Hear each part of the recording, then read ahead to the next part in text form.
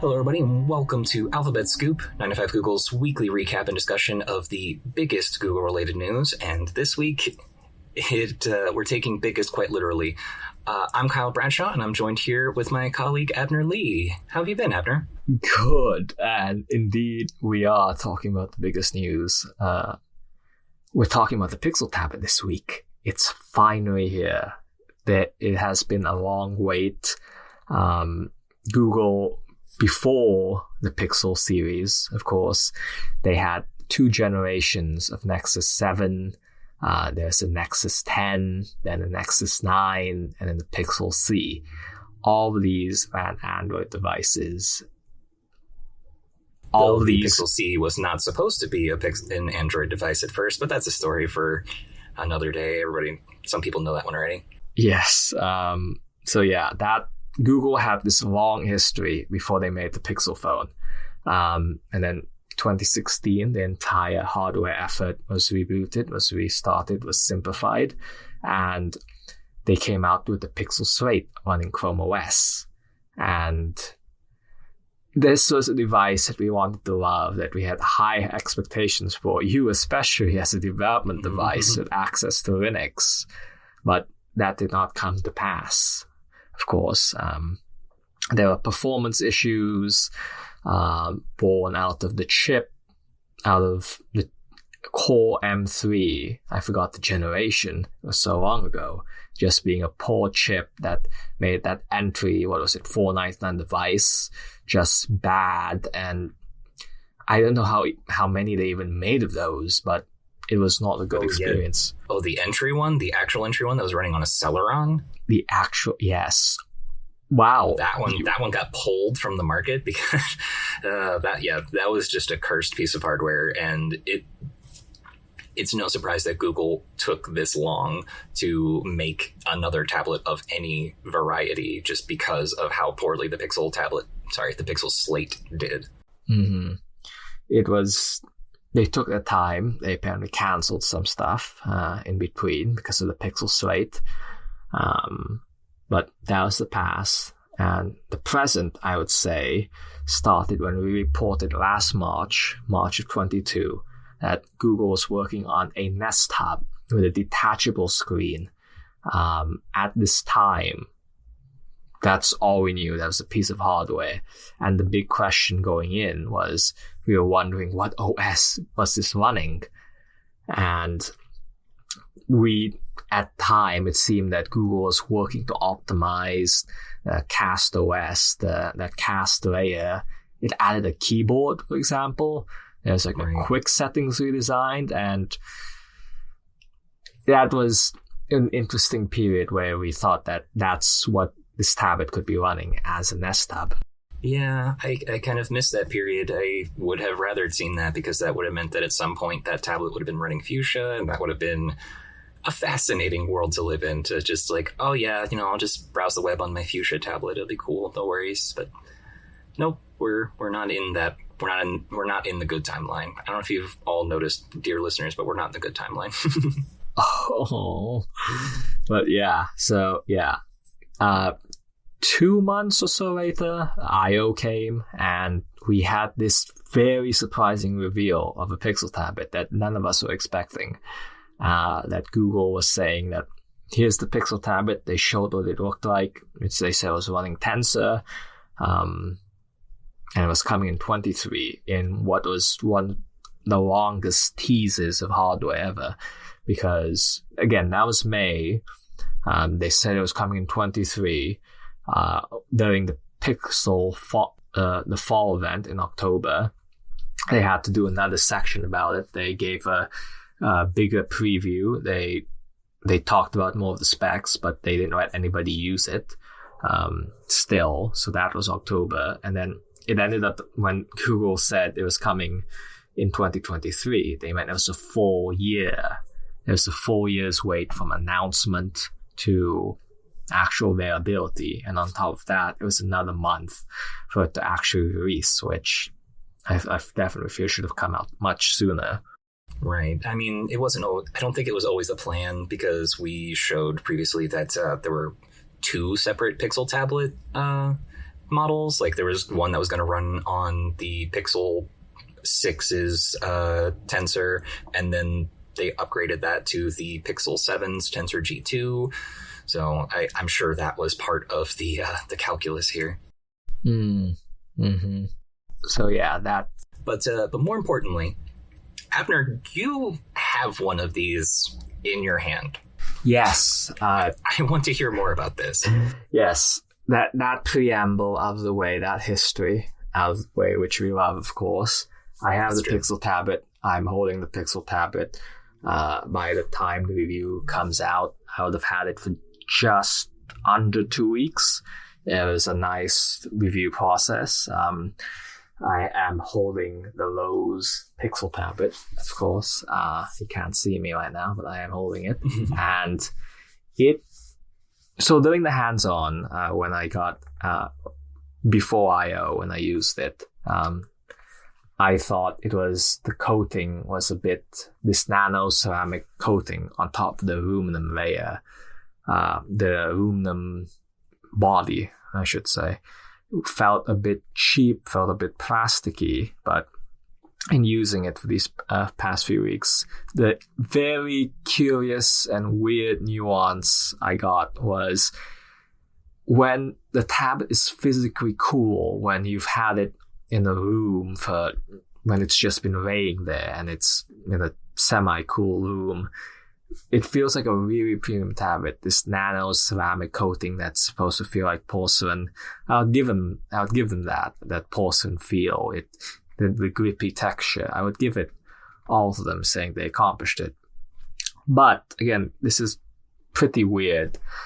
When the tablet gets warm, either because of Tensor G2 or just extended usage, or you're watching a video for a movie for 2 hours, anything will get warm after 2 hours, of course.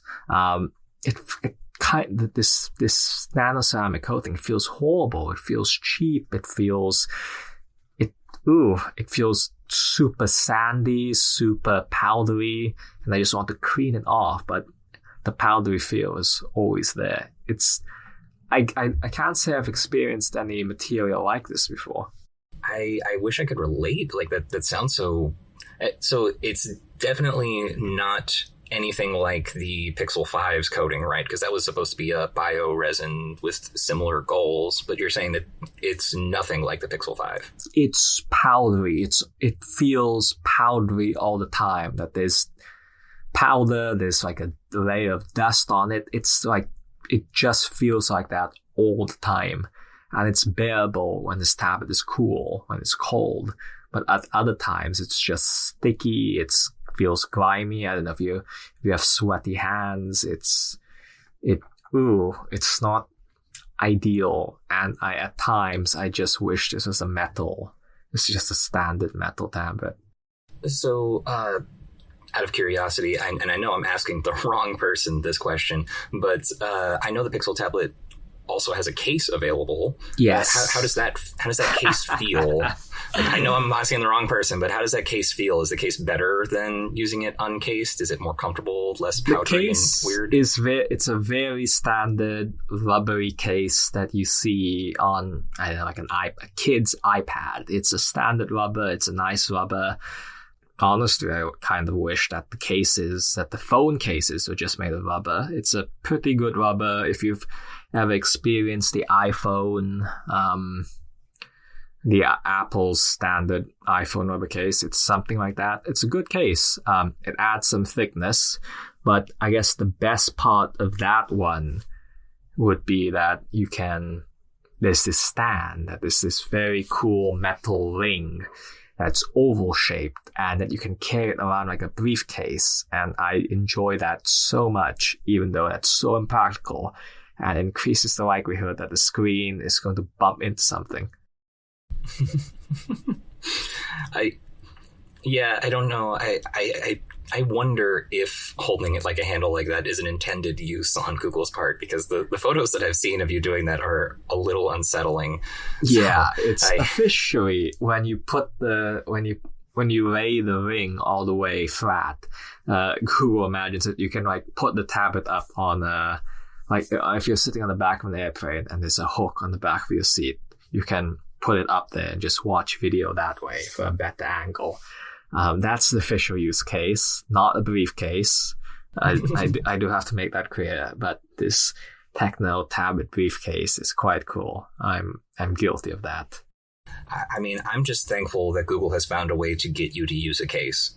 I didn't think it was possible. Oh, yeah. The law of our podcast here is that I hate cases. I never use them. I hate screen protectors too, but story for another day.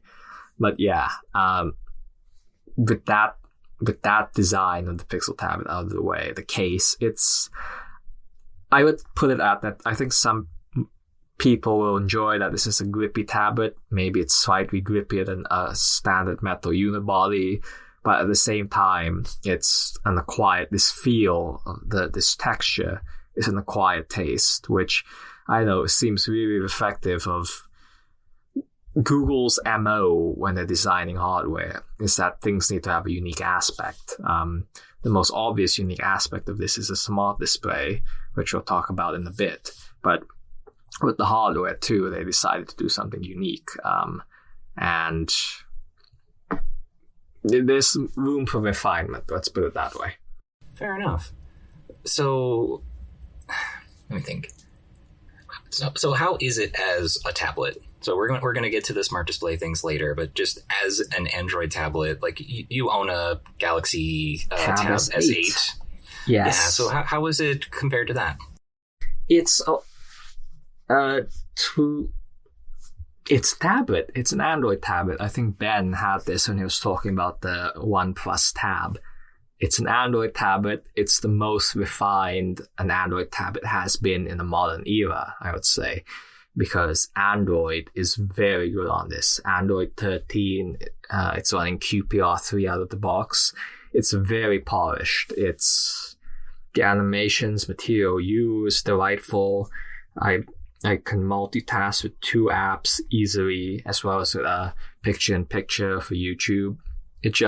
It works great. It's a great expression of Android. And honestly, I think that you buy the Pixel tablet, not necessarily, but you buy the Pixel tablet as a tablet purely because Android is so good and it's come so far. And I couldn't say about that even last year. So you would say that the stock experience of it, the Google vanilla Android experience with Pixel enhancements, of course, is better or more refined than even One UI on tablets? Yeah, I would say that. One UI, there's Samsung in the very typical of them, maybe characteristic of them. They throw a lot of options at you. Let's take windowing, for example. They have this pop-up mode where you can just have a phone-sized window open. Google's take on Android does not have that. It just has standard split screening. And I would say it's simple, it's straightforward. You can split screen 2 apps. I would say that's why it's so smooth out of the basicness of it. That contributes to the stability. But besides the system working so well, the other thing to credit here is that the Android app teams have spent, 18 months, the past year or so, really updating all the first-party apps for this, and their experience is excellent. Google Keep, there's so many apps with 2-column UIs with rail navigation so that it's at the left instead of bottom bar at the bottom of the screen, taking up screen space. It's just everything is polished. If you're all in on the Google ecosystem, again, I think this is the best expression of all that work Google has put in. So what would you say is a reason to get this one instead of saying, I don't know, let's say the OnePlus Pad gets updated to Android 14. In theory, it should have all of this, many or all of the same improvements that Android has been working on, and all of the same apps that Google's been updating for the Pixel tablet should work just as well on something like the OnePlus Pad or Galaxy Tab S8. Well, what do you think separates the Pixel tablet that makes it better or smoother?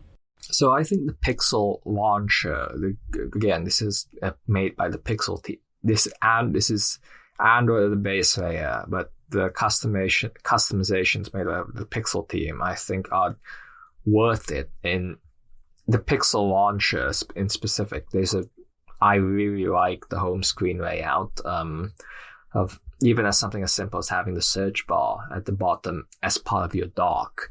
I use that. It's very fast to launch apps. That's how my preferred way of launching apps is by searching, by typing out with the keyboard. It's smooth. It's a lot, all the stuff in the Pixel phone, but larger. And I'd say the design features are thoughtful. The 2-column UIs, quick settings is very good. To directly compare with the Tab S8, Samsung is still using a single column layout for quick settings and notifications. On the Pixel tablet, you have quick settings on the left with the docked media controller, which is one of the best parts of this, always having the media controls docked on the left hand of the screen. And on the right, you have a feed of notifications. It's stuff like that, which I think makes it, as a Pixel device, it will be the first to get Android. It will always be the first to get Google's ideas on how it wants to evolve the experience. And I think that's what you're paying for. You're paying for Google's singular vision on how Android and large screens should work, unadulterated by any skins or anything like that. And on top of that, presumably come Android beta season next year, that you'll be getting access to these features first. You'll be getting to the optimizations first. And while Samsung has improved greatly in terms of getting their betas out faster, the Pixel experience is still first, basically. That makes sense. So you mentioned the keyboard earlier, and it reminded me that Google hasn't really launched anything or isn't launching any accessories with the Pixel tablet that scream productivity. The only two accessories are the one that's in the box, which is the dock, and you can supposedly buy other docks down the line, and the case. There's no keyboard, there's no stylus. There's rumors of a stylus being in development, but there's no stylus in the box. There's no stylus from Google that you can buy. So this doesn't seem to be a productivity device at the moment. How have you been using it for these past couple weeks? So productivity is, when I previously spoke to Google, they did not want to rule this out as just a content consumption device. When they were talking about productivity, they pointed to workspace, the workspace optimizations. In this case, the 2-column UIs in Gmail. The Google Drive is really well done on this. Google Calendar is always delightful. That's apps, how they see the productivity story for this device. That's not enough if for an actual productivity device. The keyboard is the bare minimum here, and it's a shame that your only option is just using a Bluetooth keyboard. There should be some kind of docked case solution to mimic a laptop. That's the best way to do it, but we don't have that. So in terms of how I've been using it as a productivity device, for us, it's of course having the WordPress app, seeing stats, analytics, that kind of stuff. That works on here. Triaging email is always bigger on the better screen. But I haven't been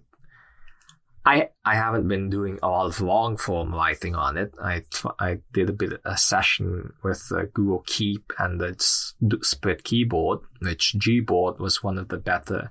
They did some good optimizations to make this work.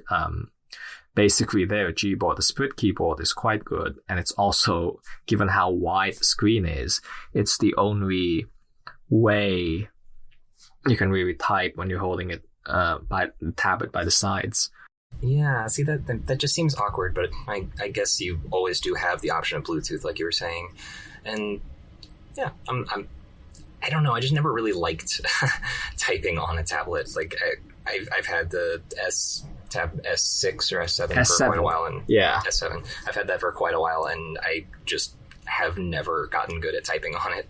Like, so yeah. I mean, but I think another thing was like they've been doing a big push for widgets because now you have this much larger home screen to work with. Yes, I have a home screen full of widgets. I have a Google Task, Google Keep, Gmail, and Calendar all on one. I can fit it all on one home screen. It's to the right of my main home screen. Yeah, it's nice and glanceable. In that respect, the Gmail widget needs to be a bit more. It would be nice if you could take more action that besides archive and scroll. More actions would be nice in that regards. Maybe even closer to the email, the action options you have on the standard Gmail notification. I think widgets do play a big role in productivity in terms of being able to glance at your information. But otherwise, in terms of actual creation, there's no stylus even. We thought Google was going to release the first-party stylus. They may still decide to, but looking at this right now, pre-teardown, there's no obvious place for this to charge. We were having some fun speculating a few months ago. Are they going to use the pogo pins on the back to charge the stylus? Is it going to be at a permanent slant when you charge your tablet because you have a round cylinder on the back? Is it going to be on the bezels, on the white or black bezels of the screen? There's no obvious charge point here, and I don't know if it's too late for Google to have like a native stylus experience on this Pixel tablet, or whether they have to wait for a second generation and design it end to end. Yeah, it reminds me of when we saw all these things in development and we saw that there was going to be a dock, and we actually saw that there were 2 docks in development.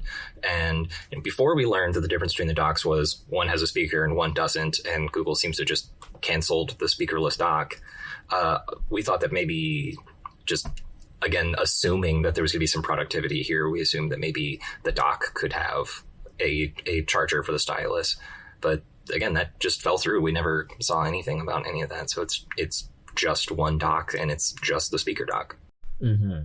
Which, yeah, it's like if this had a stylus, if this had like note-taking capabilities, which were queries that we've been tracking Google's development on it from the lock screen to be able to quickly launch a note, which is something that Chrome OS on the Pixelbook had years ago. On the original Pixelbook, you had that shortcut for starting a Google Keep note immediately for stylus notes.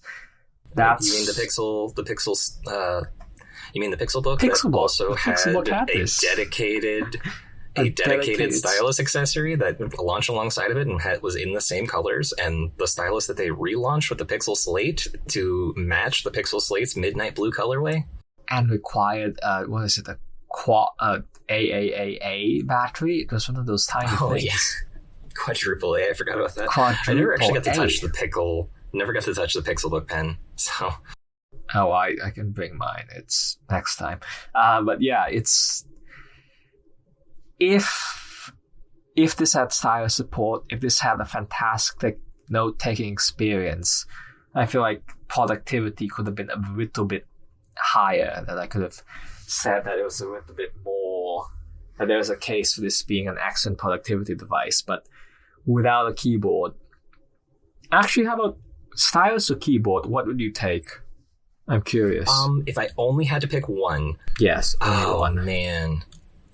Okay, so I would favor keyboard, but I don't want to lock that in yet because it could be a bad keyboard, and you can always fix a bad keyboard by buying a Bluetooth keyboard and just connecting it that way.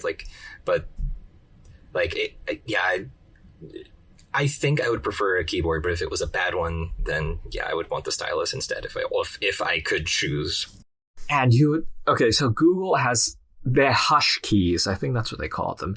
They have excellent keys, even when they were the circular chiclet things on the Pixel Slate. They're very good at making quiet keys that are comfortable. But that's true. If the Pixel Tablet's keyboard was as good as the Pixel Book, oh yeah, hands down, I'd want that keyboard. But remember the contraption? It was that origami contraption that thing had.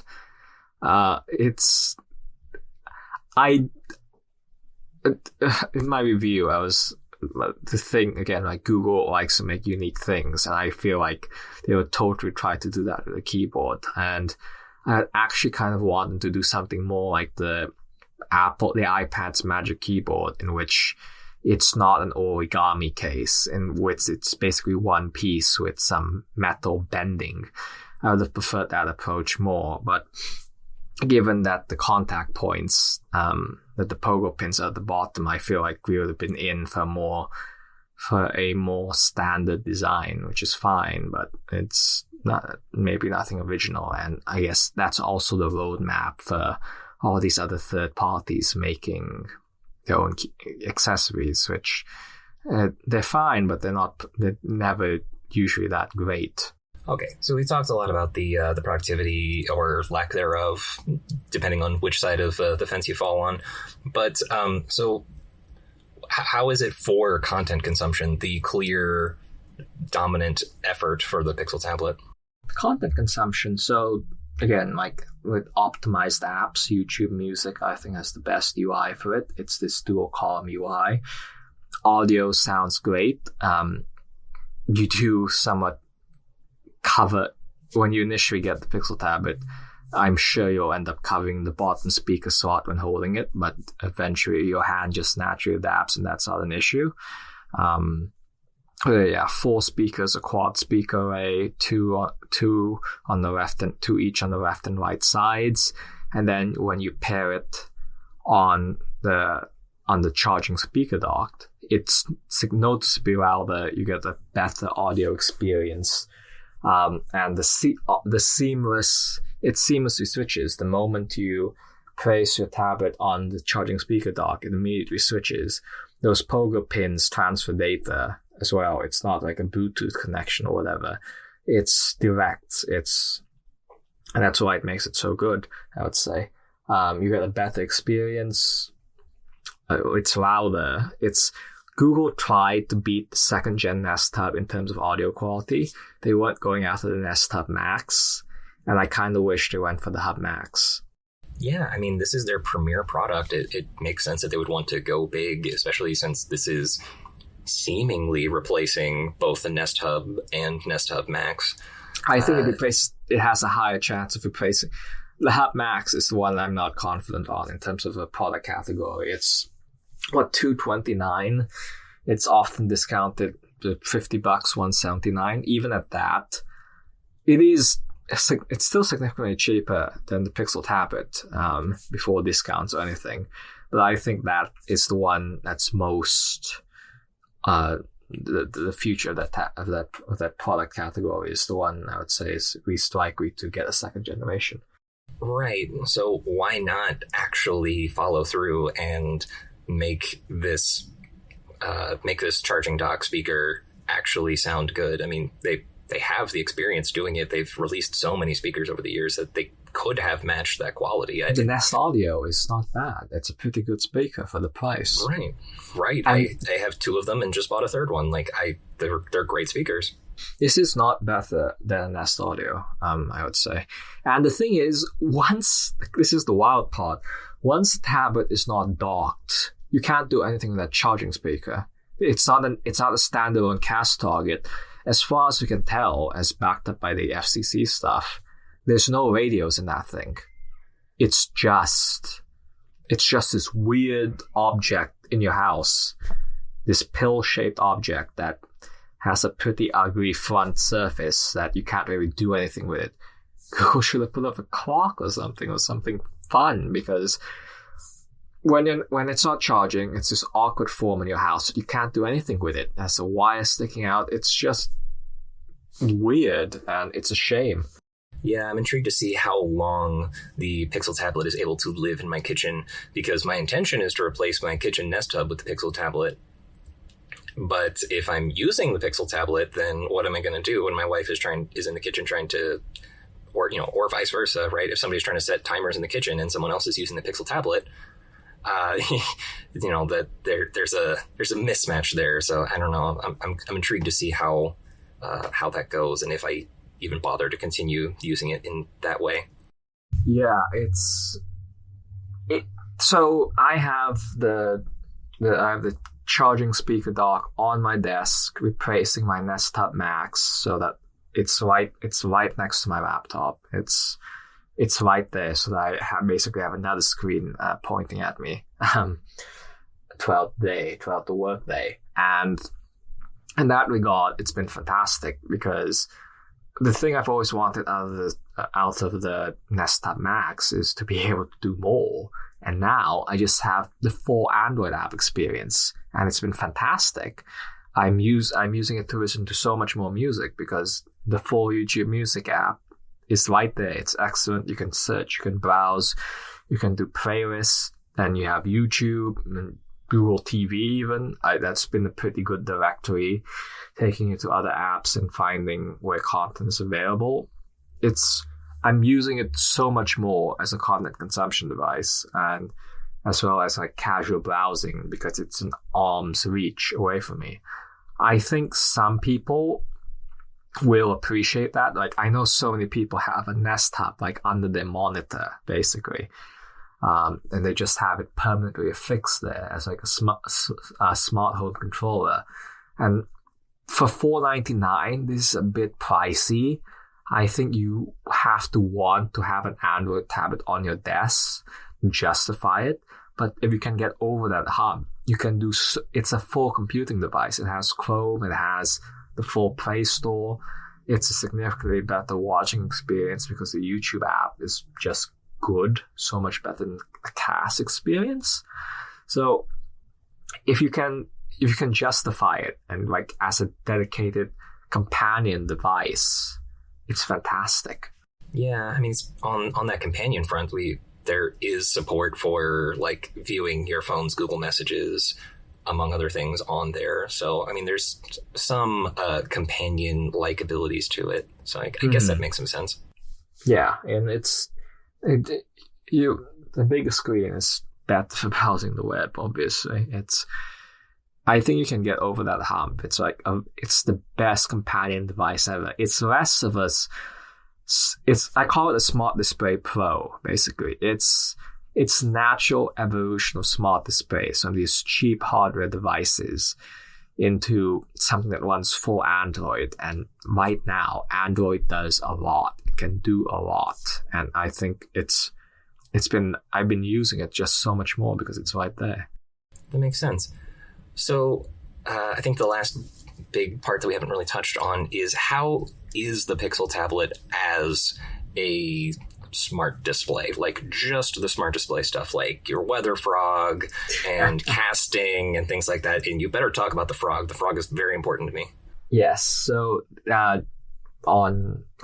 so when you put the Pixel tablet on the hub, on the charging speaker dock, you enter hub mode. It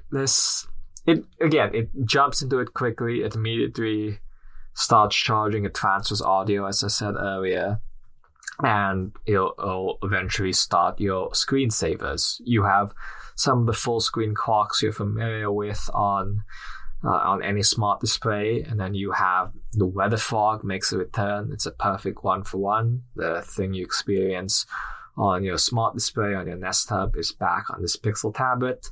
There's also basically a conditions wallpaper screensaver, which just shows like the current weather conditions, sans fog. You can obviously do Google Photos, you can do galleries kind of stuff. All that is there, and it's nice. It's so much smoother. and having a high-res screen, hey, it's worth it compared to whatever was on the Nest Hub and the Nest Hub Max. So you can launch Assistant by long pressing on the power button, which I've liked that a lot actually, because on the Nest Hubs today you can do that by swiping up and getting to that shortcuts thing, those app shortcuts thing. Well, they're not really apps, they're just shortcuts. There's an assistant shortcut on the Nest Hub today. You can do the same, but it's so much better. The button press, that works seamlessly. So in terms of casting, behind the scenes, which I think our audience would be very interested in, so it runs a Chromecast built-in app, which is an app similar to something you find on Android TVs. One-to-one the same, actually. It's one-to-one the same. It is the same app. I mean, there might be some tweaks to it, but like it's the same app, package name, same version, same everything as what you can find on Android TV today. It's uncanny. This is the app that handles all the streams. So when you issue a voice command and the tablet is locked, okay, let's say you do you ask for it to play music. It does that. It brings the exact same now playing controls that you have on the Nest Hub, on any smart display. It's the same UI, it's the same, it's perfectly identical. So here's the funny part. When you unlock your tablet, that will keep playing. You'll still have access to that cast stream. The notification that appears is not a native one from like the YouTube Music app. It's a cast session. And the weird, funny thing is that if you look up in recents, you have this full cast session open just as any other app. It appears in Multitask as its own window. And you can do wild stuff as including like split screening this cast session window. It's weird. It's arguably users shouldn't be able to encounter this craft, but it's right there and it's kind of wild. Yeah, I mean, but notably, one thing that you were noticing is that despite it being the exact same Chromecast built-in app, the Pixel tablet is not taking advantage of Cast Connect that was brought to Android TV. Yeah, so at Cast Connect, when you issue a cast command, as of a few years ago, the native app, the native streaming app, will handle it. Will so that you're not having so that you have a one-for-one experience as a native app, and that developers have full control over it. That is not happening on the Pixel tablet today. It seems like, in theory, that should come later. In terms of this is just the day one experience. It's just Google taking the resources it has today and optimize and just getting the product off the ground after however long in development. That seems to be the story of the Pixel tablet in terms of the software experience. It's still a smooth experience. Nothing breaks. Everything works, but it should be a bit more abstracted, really. I don't know why this just came to mind, but I just thought about the idea of like, if Stadia had survived this long, which RIP, but I'm trying to imagine what would happen. Like, would you be able to cast it to the Pixel tablet, or I don't know. Absolutely. You absolutely would have been able to do that. And you could have paired the controller and all that would have worked, because otherwise, that clunkiness aside, it fully works. You can add as a speaker group when it's docked, of course. You can add the Pixel tablet to any speaker group. It just works. It's just that it's literally a Nest Hub, the smart display UI, that OS, that cast experience grafted onto a Pixel tablet. And that is somewhat surprising, but it works. Oh, man. That's exciting. I'm really looking forward to my pre-order coming in. Yeah.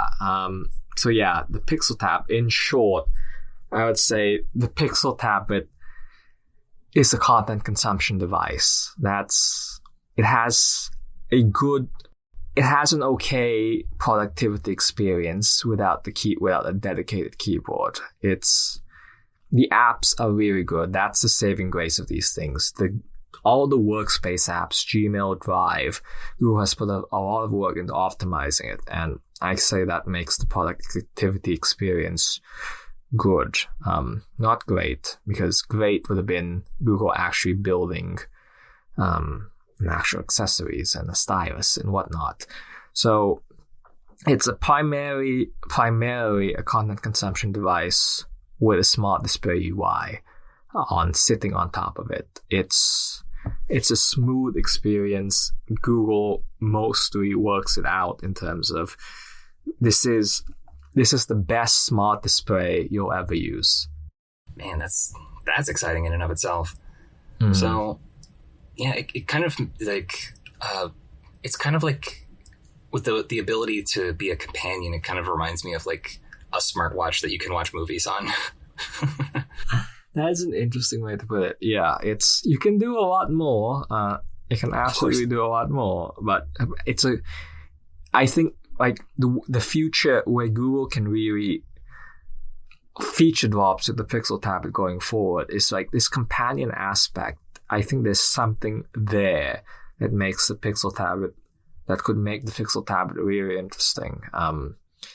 There's something there, and I think if Google keeps working on that aspect, I think this companion angle could be really interesting. Well, I'm excited to see how it all shakes out. Yes, it's finally here, and I guess it's a good start that we finally have it. So yeah, that is the Pixel tablet. Finally is like really a fitting summation of all of it. So thank you for listening. You can find us on YouTube and Google Podcasts, Pocket Casts, and your favorite podcasting platforms. See you next week. See ya. Bye.